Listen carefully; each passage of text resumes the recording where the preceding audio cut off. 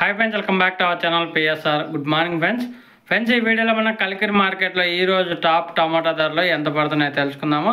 ఈరోజు డేట్ వచ్చేసి 9వ తారీఖు 7వ నెల 2024వ సంవత్సరం. ఇక్కడ కలికిరి మార్కెట్లో అయితే 15 కేజీల బాక్సులు ఉంటాయి.